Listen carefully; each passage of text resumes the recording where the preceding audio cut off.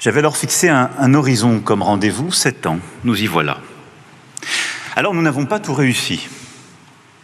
Et il faut être lucide, en particulier lorsque vous souhaitez rendre notre Europe plus démocratique, il faut bien le constater. Les avancées ont été limitées sur ce point, parfois par frilosité de changer les traités, de changer nos règles, notre organisation collective, et même s'il y a eu quelques innovations en la matière, conventions importantes et des réflexions menées, nous ne sommes pas allés assez loin. Mais il y a eu des réussites, en particulier en matière d'unité et de souveraineté, ce qui n'était pas acquis.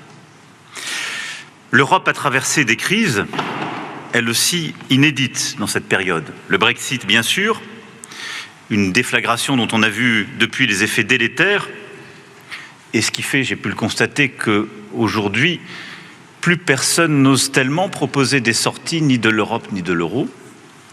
La pandémie mondiale, retour soudain de la mort dans nos vies, la guerre en Ukraine, retour du tragique dans le quotidien et risque existentiel sur notre continent.